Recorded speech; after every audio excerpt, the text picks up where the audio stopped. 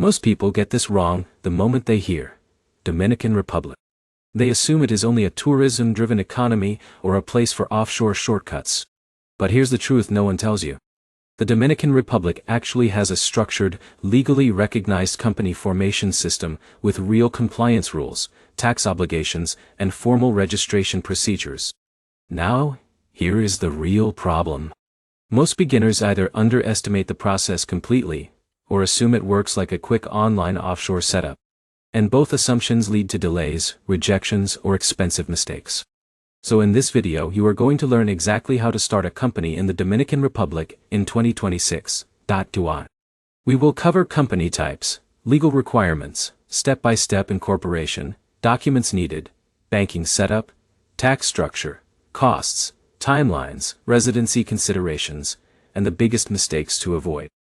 By the end, you will have a clear, practical roadmap from idea to fully operational company in the Dominican Republic.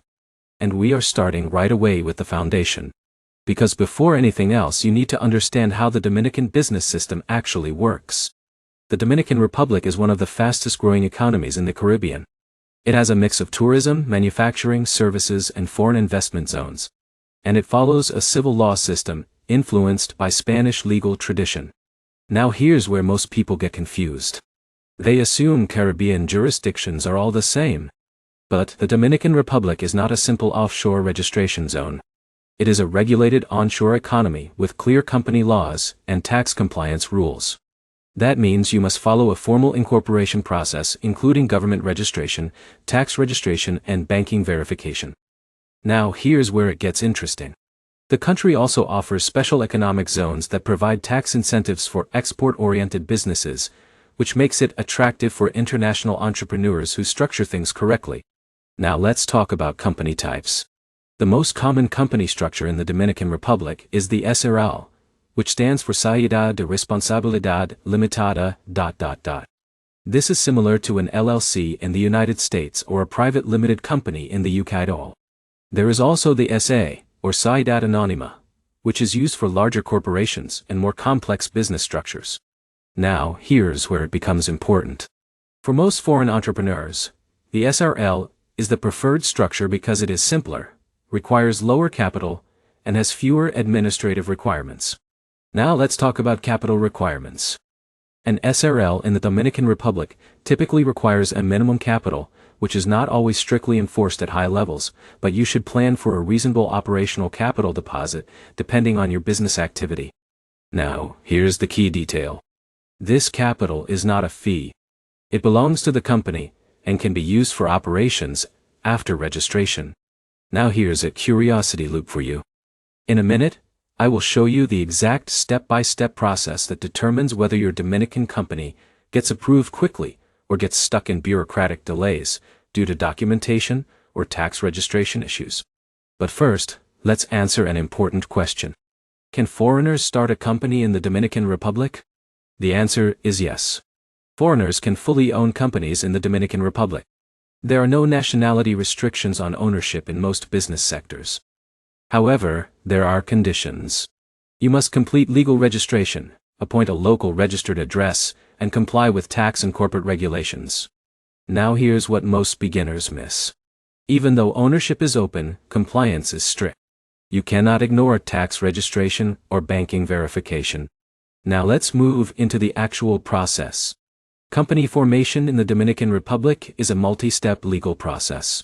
It includes name registration, drafting company, bylaws, notarization, commercial registry filing, tax registration, and bank account opening.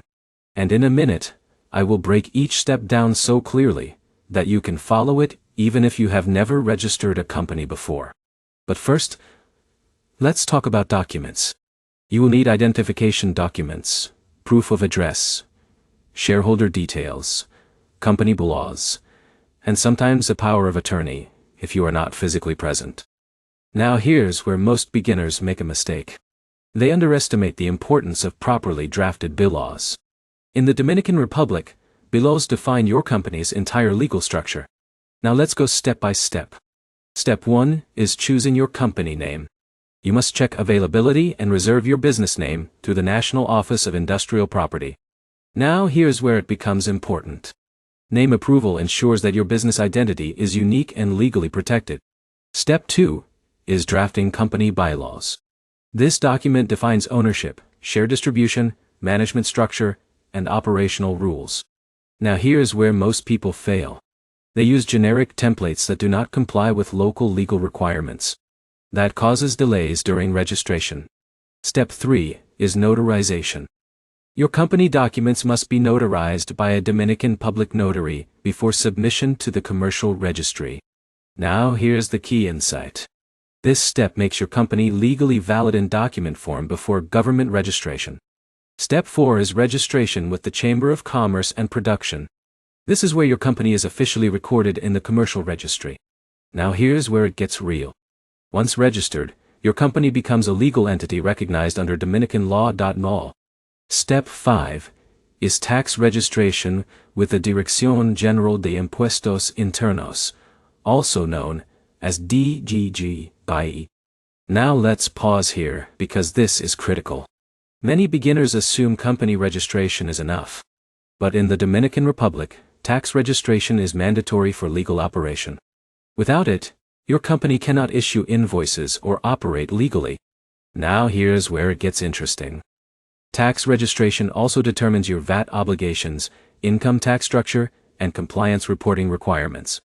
Step 6 is obtaining a tax identification number. This number is required for all financial transactions and business operations. Now here's a retention moment. The next step is where many foreign entrepreneurs face delays, and it is almost always related to banking compliance. Step 7 is opening a corporate bank account. Banks in the Dominican Republic require full due diligence checks, including proof of business activity, source of funds, and identification verification. Now here's the solution. A clear business plan and properly structured documentation significantly improve approval chances. Now let's talk about a real-world example. Imagine Alex, an online consulting entrepreneur from India. He wants to serve clients in Latin America and North America. He chooses the Dominican Republic for its tax structure and regional access. He registers an SRL company, completes notarization, obtains tax registration, and opens a business bank account. Now he has a legally recognized Latin American company structure with access to regional markets. This is how real entrepreneurs use the system. Now let's talk about timelines. In a smooth case, company formation in the Dominican Republic takes around 2 to 6 weeks depending on document preparation and banking approval. Now here's the key insight most people miss. The timeline is not controlled by registration alone. It is controlled by notarization speed, registry processing, and bank compliance checks. Now let's talk about costs. The cost of starting a company includes name registration fees, notary fees, legal assistance if used, tax registration costs, and banking setup requirements. But here's what really matters. The biggest cost is not money. It is delays caused by incomplete documentation or incorrect filings. Now let's move into ongoing obligations. Once your company is active, you must maintain accounting records, submit tax filings, and comply with monthly or annual reporting requirements depending on activity level. Now, here's a common mistake. Many beginners assume small companies have relaxed compliance rules. That is not true. Compliance applies to all registered entities. This is why many businesses hire local accountants to ensure accuracy and avoid penalties. Now, let's talk about VAT and taxation. The Dominican Republic applies VAT, known locally as ITBIS, on goods and services. If your business exceeds thresholds or operates in taxable categories, VAT registration becomes mandatory. Corporate income tax also applies depending on profits and structure. Now here's the final insight before we wrap up. The Dominican Republic is not an offshore shortcut. It is a structured Latin American jurisdiction with real compliance rules, real taxation, and real business opportunities for properly set up companies. Now, let's quickly summarize everything. To start a company in the Dominican Republic in 2026, you choose a company name, draft bylaws, notarize documents, register with the Chamber of Commerce, complete tax registration, obtain a tax registration, obtain a tax ID, open a bank account, and maintain ongoing compliance. The biggest takeaway is simple. Success in the Dominican Republic comes from preparation, documentation accuracy, and understanding local compliance systems. And now you have a complete roadmap from idea to fully operational company. If you found this guide helpful, make sure to like the video, leave a comment with your questions, and subscribe. In upcoming videos, I will break down more international company formation strategies across Latin America and the Caribbean for 2026. Go.